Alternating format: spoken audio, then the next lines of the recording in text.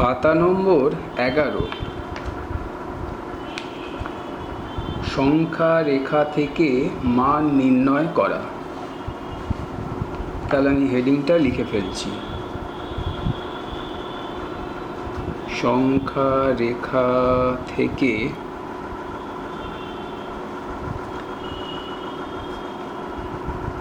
মান নির্ণয়।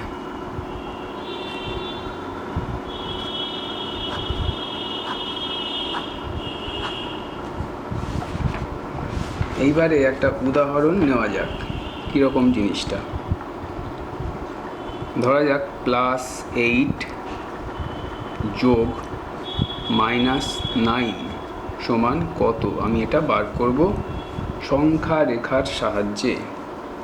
প্রথমে স্কেল ব্যবহার করব, স্কেল দিয়ে আমি একটা সংখ্যা রেখা আঁকব।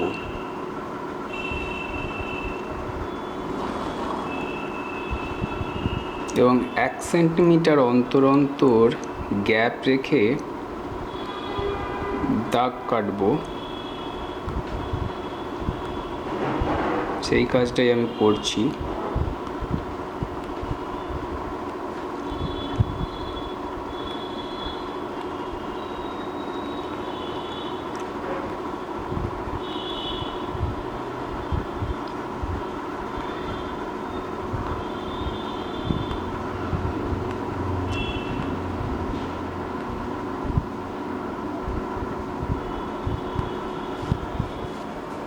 এই হলো 1 সেন্টিমিটার অন্তর অন্তর দাগ কাটলাম। মাঝামাঝি বরাবর 0 বসিয়ে নেব। এরকম জায়গাতেই ধরা যাক 0 বসালাম। এর ডান দিকটা হচ্ছে ধনাত্মক, বাঁ দিকটা ঋণাত্মক। +1, প্লাসটা লিখলাম না। 1 2 3 4 5 6 7 8 9 10 11। এদিকটা কিন্তু -1 -2 -3 -4 -5 -6 -7 -8 -9 -10 -11। এই হচ্ছে সংখ্যা রেখা। এইভাবে দুদিকে তীর চিহ্ন। এবারে কি করব, প্রথমে আছে +8, তার মানে 0 থেকে ডান দিকে 8 ঘর যাবো। 1 2 3 4 5 6 7 8 এই পর্যন্ত গেলাম। হাত দিয়ে আঁকছি, তোমরা স্কেল দিয়ে আঁকবে। +8।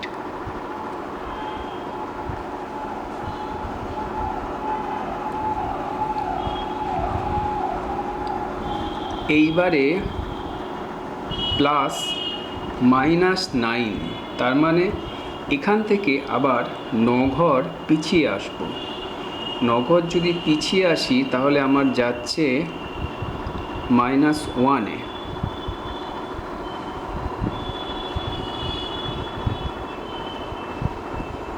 -9, তার মানে রেজাল্ট কি হচ্ছে এইটা, -1। তাহলে সংখ্যা রেখার সাহায্যে আমরা কি পেলাম, +8 + -9 সমান -1। এইভাবে সংখ্যা রেখার সাহায্যে যোগ হলো।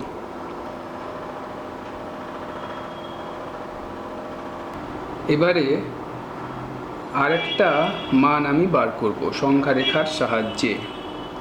ধরা যাক +4 -3। তাহলে এইটাকে আমি, এর মানটা আমাকে বার করতে হবে সংখ্যা রেখার সাহায্যে। এটাকে আমি এইভাবেও লিখতে পারি, +4 -3 সমান +4টা +4ই রইল। এটা প্লাস চিহ্ন বসালাম, বসিয়ে লিখব -3 এর বিপরীত সংখ্যা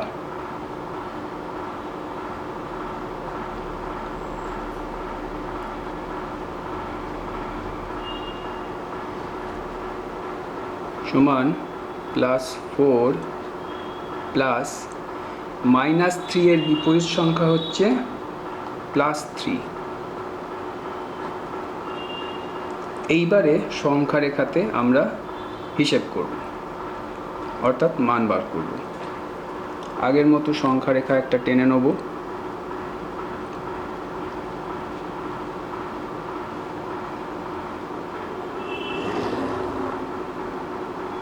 এক সেন্টিমিটার অন্তর অন্তর দাগ দেবো।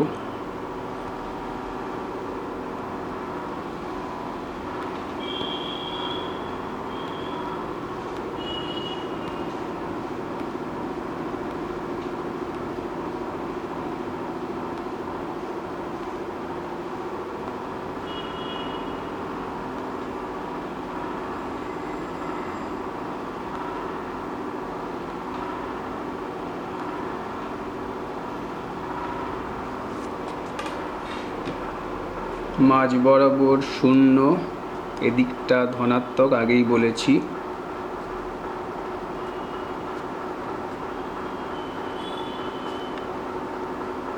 এদিকটা ঋণাত্মক।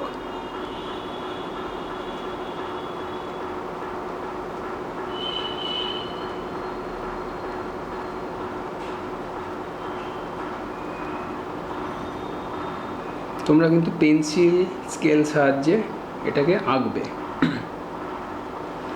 এবারে যেটা করব, প্রথমে আছে +4, তার মানে 0 থেকে ডান দিকে 4 ঘর যাব।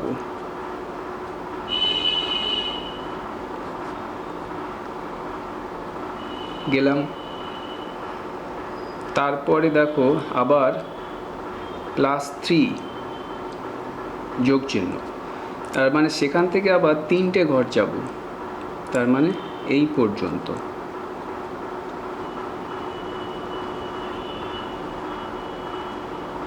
তার মানে আমার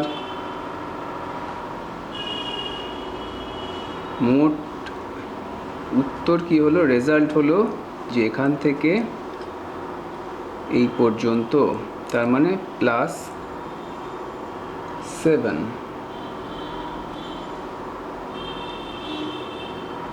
তার মানে সংখ্যা রেখার সাহায্যে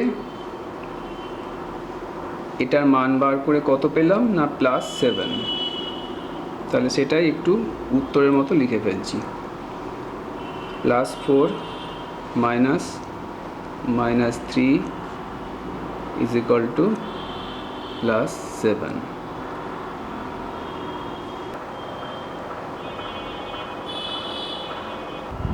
এবার কতকগুলো কথা আমাদের মনে রাখতে হবে। প্রথম হচ্ছে, সংখ্যা রেখাতেও পূর্ণ সংখ্যার যোগ বিনিময় নিয়ম মেনে চলে। তাহলে 1 নম্বর দিয়ে লিখছি, সংখ্যা রেখাতেও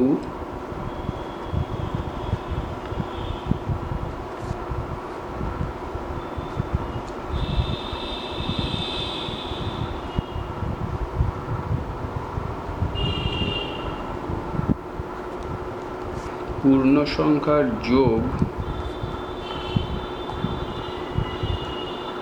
বিনিময় নিয়ম মেনে চলে। কীরকম, একটা উদাহরণ দিচ্ছি। +7 +2 সমান 2টাকে আগে লিখতে পারি, 7টাকে পরে লিখতে পারি।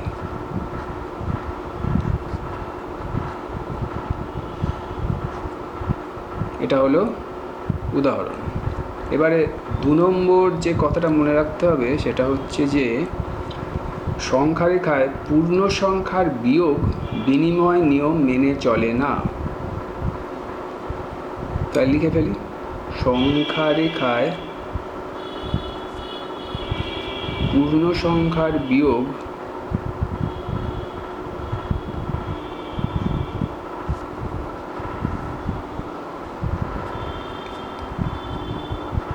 বিনিময় নিয়ম মেনে চলে না। কীরকম একটা উদাহরণ দিই। +4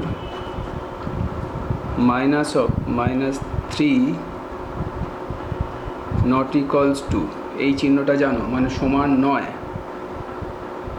এই দুটো যদি স্থান পরিবর্তন করি, তার মানে -3 -+4,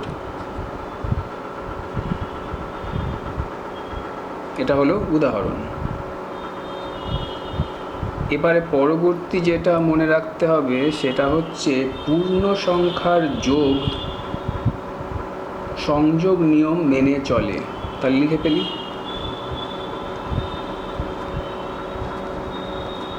পূর্ণ সংখ্যার যোগ সংযোগ নিয়ম মেনে চলে। কীরকম উদাহরণ দিচ্ছি। +6 প্লাস -2 প্লাস -3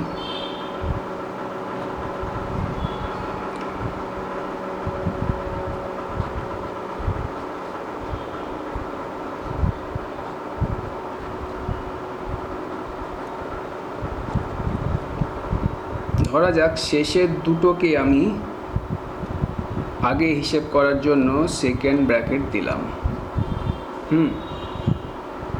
কিন্তু যেহেতু যোগ, পরবর্তী ক্ষেত্রে প্রথম দুটোকে আগে হিসেব করব, সেকেন্ড ব্র্যাকেট দিলাম। তাহলে এই দুটো ক্ষেত্রেই কিন্তু মান একই বেরোবে। এবারে হচ্ছে 4 নম্বর নিয়ম। পূর্ণ সংখ্যার বিয়োগ সংযোগ নিয়ম মেনে চলে না। পূর্ণ সংখ্যার বিয়োগ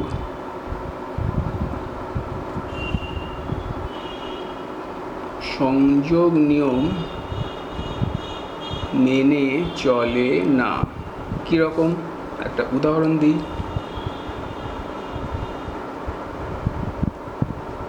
+6 -2 -3, এটা নট ইকুয়ালস টু, মানে সমান নয় তার চিহ্ন।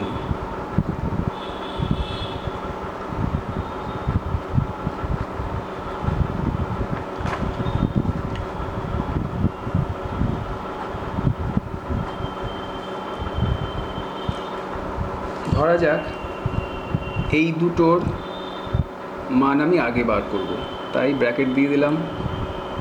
দ্বিতীয় ক্ষেত্রে এই দুটোর মান আগে বার করব, সেকেন্ড ব্র্যাকেট দিয়ে দিলাম।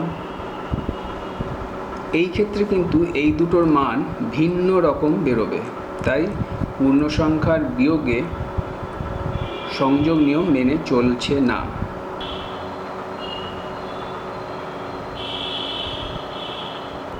এবারে পাতা নম্বর 15, পরিসীমা মাপা। জ্যামিতিক চিত্র দেওয়া আছে, তার পরিসীমা মাপতে হবে। এগুলো তোমরা জানো, আগেও পড়েছো, করাবো না। পরে দেখো পাতা নম্বর 16। পাতা নম্বর 16তে 2-এর নিচের চিত্রগুলি কতটা জায়গা দখল করে আছে দেখি। প্রতিটি ক্ষুদ্রতম বর্গঘর মানে 1 বর্গ সেন্টিমিটার। 2-এর এফের চিত্রটা দেখো, উপবৃত্তাকার একটা ছবি দেওয়া আছে। তো এই ক্ষেত্রে হিসেব কিভাবে করবে? প্রত্যেকটা বর্গঘর মানে হচ্ছে 1 বর্গ সেন্টিমিটার। গোটা বর্গঘর কটা আছে গুনে নেবে। যেগুলো মনে হবে অর্ধেক আছে সেগুলোর জন্য অর্ধেক, যেগুলো মনে হবে অর্ধেকের থেকেও কম আছে সেগুলোর জন্য 1/4 ধরে নাও, আর যেগুলো মনে হবে অর্ধেকের থেকে বেশি আছে সেগুলো 3/4 ধরে নাও। এইভাবে পরপর যোগ করে নেবে যে ঘর কতগুলো হলো, তাহলেই মোটামুটি একটা কতটা জায়গা দখল করে থাকছে সেটা বার করে নিতে পারবে বর্গ সেন্টিমিটার এককে। এবার দেখো পাতা নম্বর 17, 17-র 7-এরটা। 7-এর অঙ্কটা বলছে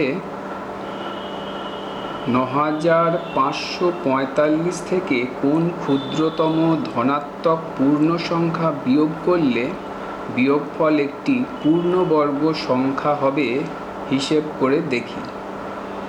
তো প্রথমে আমি কি করব, 9545কে বর্গমূল করার চেষ্টা করব। 9545কে বর্গমূল করার চেষ্টা করি।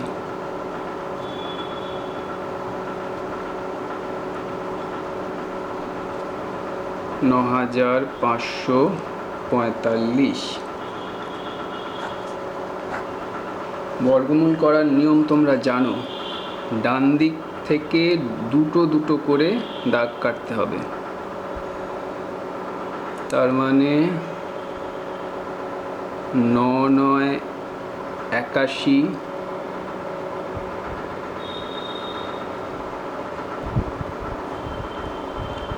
9 ডবল হচ্ছে 18, এখানে বিয়োগটা করি, 4 1 ডবল 90, 4 5। এবারে কাছাকাছি কোন সংখ্যা দিয়ে যাবে, 7 দিয়ে দেখছি। 7 7 49, হাতে আছে 4, 7 8 56, 57 60, 6 7 1 7, 8 9 10 11 12 13, বিয়োগ করলে থাকছে 10 11 12 13 14 15, 6, এটা 3, আর এখানে 1, 136। তাহলে দেখো বর্গমূল করতে গেলে, বর্গমূল তো করা যাচ্ছেই না, 136 অবশিষ্ট থাকছে। তাহলে এই সংখ্যাটা থেকে যদি আমি 136 বাদ দিয়ে দিই, তাহলে যে সংখ্যাটা পাবো সেটাকে কিন্তু বর্গমূল করা যাবে। তাহলে ওইটাই হবে আমার উত্তর। তাহলে উত্তর কি লিখব, 9 5 4 5 থেকে 136 এই ক্ষুদ্রতম ধনাত্মক পূর্ণ সংখ্যা বিয়োগ করলে বিয়োগফল একটি পূর্ণবর্গ সংখ্যা হবে।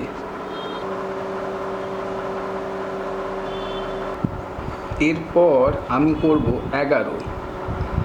11-র অঙ্কটা দেখো, 3টি ধনাত্মক পূর্ণ সংখ্যার প্রথম ও দ্বিতীয়টির গুণফল 24, দ্বিতীয় ও তৃতীয়ের গুণফল 48 এবং প্রথম ও তৃতীয়ের গুণফল 32।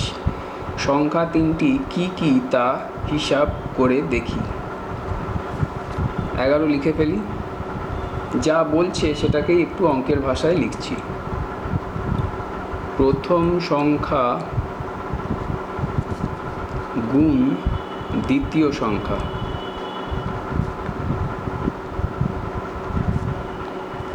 24। দ্বিতীয় সংখ্যা গুণ তৃতীয় সংখ্যা, 48। তৃতীয় সংখ্যা গুণ প্রথম সংখ্যা।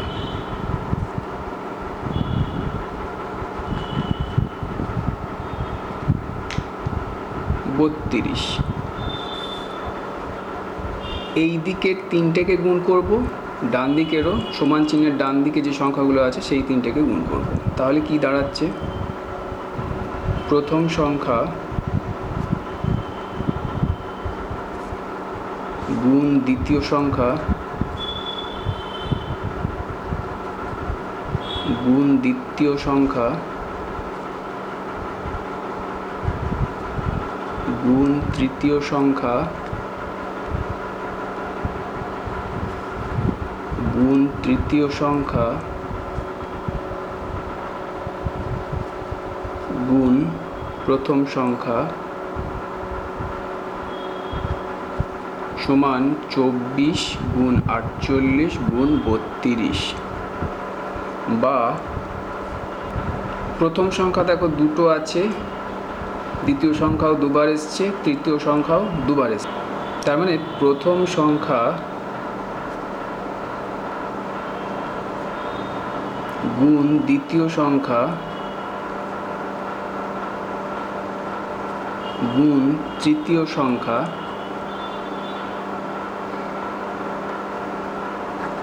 এর বর্গ সমান 24 গুণ 48 গুণ 32। বা প্রথম সংখ্যা গুণ দ্বিতীয় সংখ্যা গুণ তৃতীয় সংখ্যা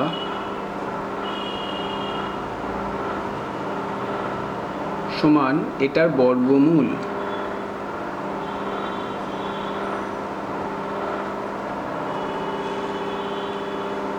এইটার বর্গমূলটা কিভাবে করব সেটা একটা সহজ পদ্ধতি আছে। বর্গমূলের চিহ্ন দিলাম,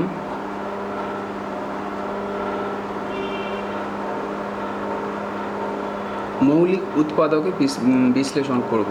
24কে 2 গণিত 2 গণিত 2 2 দুগুণে 4 4 দুগুণে 8 গণিত 3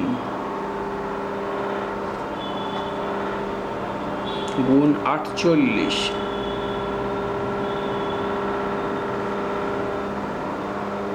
এই মৌলিক উৎপাদকের বিশ্লেষণটা তোমরা ধাপ কেটেও মানে করে নিতে পারো, আগে যেভাবে করতে 5-এ বা 6-এ। আমি এইভাবেই করছি। 2 গণিত 2 4 গণিত 2 8 4 দুগুণে 8 8 দুগুণে 16 3 16 48 গুণ চিহ্ন দিলাম। 32 2 গণিত 2 4 4 দুগুণে 8 8 দুগুণে 16 16 দুগুণে 32। এইবারে বর্গমূলের চিহ্নটা যখন তুলে দেবো তখন জোড়া জোড়া থেকে একটা করে নেব। তার মানে 2 গণিত এখান থেকে নিই 2 গণিত 2 গণিত এই 3-এর আর এই 3-এর জন্য একটা 3 গণিত 2 গণিত 2 আর এই 2 আর এই 2-এর জন্য একটা 2। তার মানে দাঁড়ালো কত? গুণটা তোমরা নাও করতে পারো, আমি গুণ করছি না।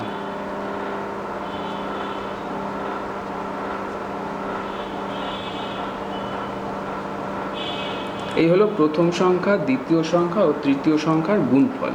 এখন দেখো, আমরা যদি এই তিনটে সংখ্যার গুণফল যা বেরোচ্ছে তাকে প্রথম সংখ্যা ও দ্বিতীয় সংখ্যার গুণফল দিয়ে ভাগ করি, তাহলে তৃতীয় সংখ্যাটা পেয়ে যাব। সেটাকেই আমরা এবারে লিখব। অতএব তৃতীয় সংখ্যা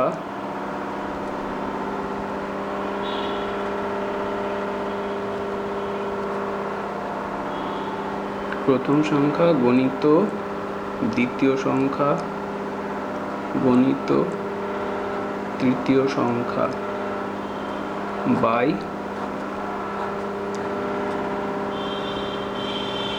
প্রথম সংখ্যা গণিত দ্বিতীয় সংখ্যা।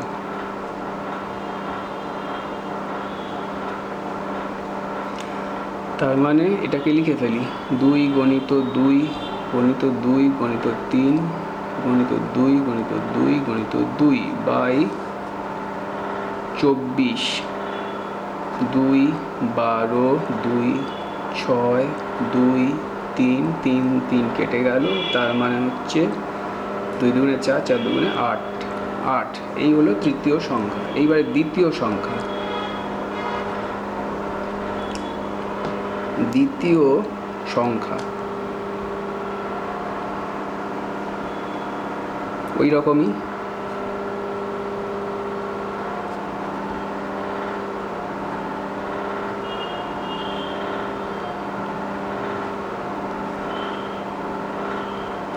বাই তৃতীয় সংখ্যা গুণ প্রথম সংখ্যা।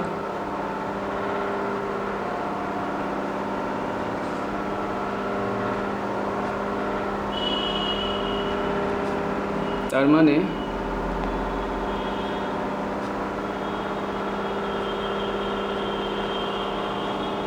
বাই মানে 32, 2 16 2 8 2 4 2 2 2 2, তার মানে তোমার দাঁড়াচ্ছে 3 দুগুণে 6। এবারে হলো প্রথম সংখ্যা বার করতে হবে।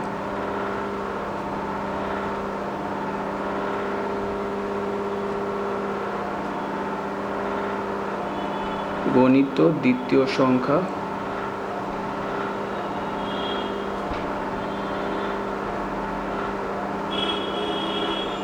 বাই তোমার প্রথম সংখ্যা, তো দ্বিতীয় সংখ্যা গণিত তৃতীয় সংখ্যা।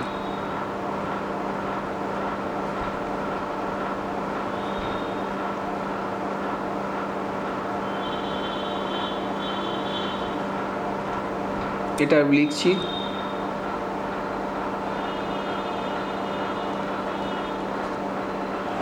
মানে 48 2 24 2 12 2 6 2 3 3 3 কেটে গেল সমান 4।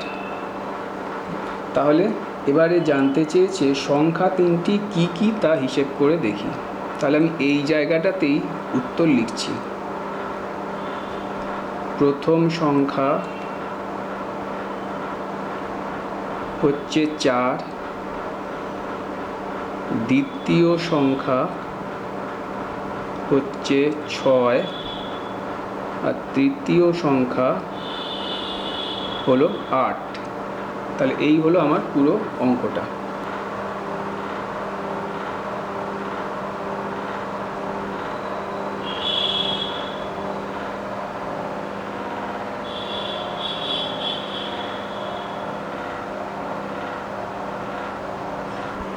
এরপর অঙ্ক যেটা করব সেটা হচ্ছে 15। 4 অঙ্কের কোন বৃহত্তম পূর্ণবর্গ সংখ্যা 12, 18 ও 30 দ্বারা বিভাজ্য হিসাব করে দেখি। প্রথমে 12, 18 ও 30-এর লসাগু করব। তাহলে লিখি 15, 12, 18 ও 30-এর লসাগু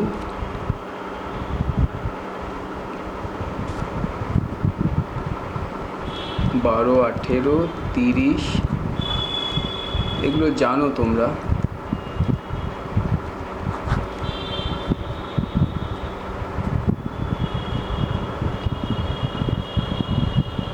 লসাগু সমান হচ্ছে 2 গুণিত 2, পাশাপাশি লিখছি দুইগুলো, গুণিত 3 গুণ 3 গুণ 5। তাহলে এইটা দেখো জোড়াতে আছে, এটাও জোড়াতে আছে। তাহলে কি লিখব? তাহলে এই লসাগু যেটা পাচ্ছি এটা কিন্তু পূর্ণ বর্গ সংখ্যা নয়, যেহেতু 5টা জোড়ায় নেই। সেই কথাটা একটু সুন্দরভাবে লিখব। তাহলে দেখছি,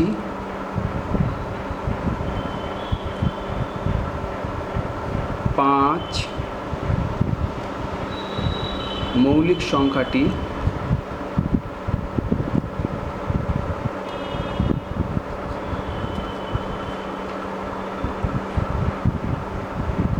জোড় সংখ্যক নেই।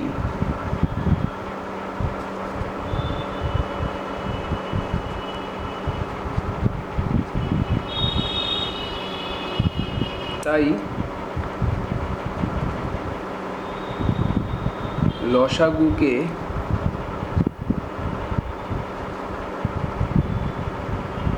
পাঁচ দিয়ে গুণ করলে কি হবে, দুটো 5 হয়ে যাবে, 5টা জোড় সংখ্যক হয়ে যাবে। ক্ষুদ্রতম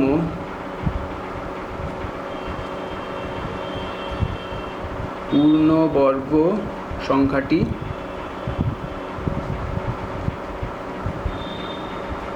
পাবো।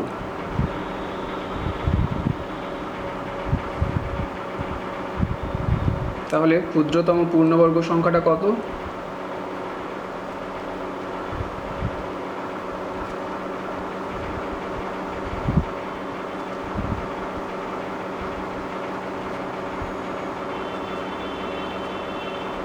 দুই গুণিত 2 গুণিত 3 গুণিত 3 গুণিত 5 গুণিত 5, তার মানে 2 দুগুণে 4, 4 3 12, 3 12 36, 36 গণিত 25, 900।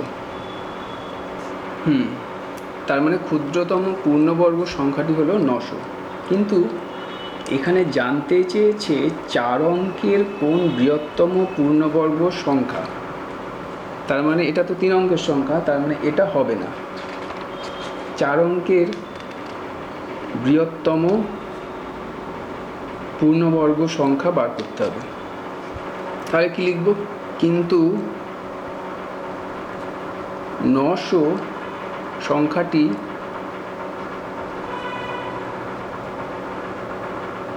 চার অঙ্কের বৃহত্তম পূর্ণবর্গ সংখ্যা নয়।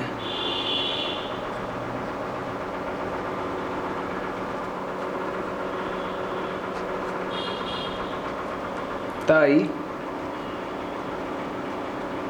900 কিন্তু পূর্ণবর্গ সংখ্যা। যে কোনো পূর্ণবর্গ সংখ্যাকে আমরা যদি 2 স্কোয়ার, 3 স্কোয়ার, 4 স্কোয়ার, 5 স্কোয়ার এই রকম সংখ্যা দিয়ে গুণ করতে থাকি, তাহলে প্রাপ্ত সংখ্যাটাও কিন্তু পূর্ণবর্গ হবে।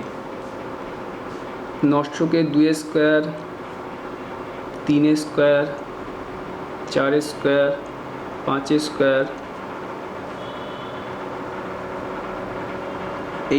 এই সব পূর্ণবর্গ সংখ্যা দিয়ে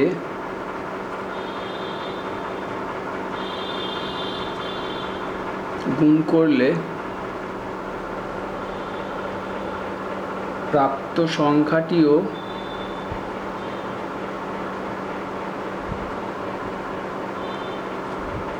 পূর্ণবর্গ হবে। এইবারে কি করব? 900 গণিত 2 স্কোয়ার সমান 900 গণিত 4 সমান 3600। 900 গণিত 3 3 9 সমান 8100। 900 গণিত 4 স্কোয়ার সমান 900 গণিত 16।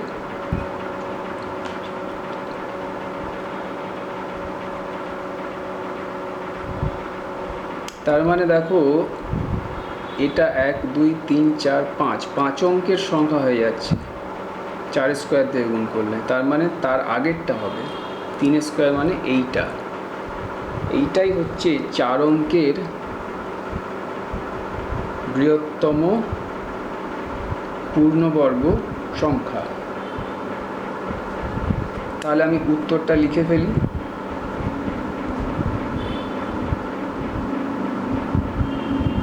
চার অঙ্কের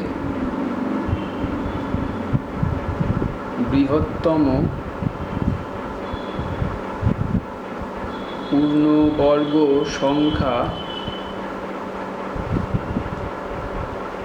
8100, 8100, যা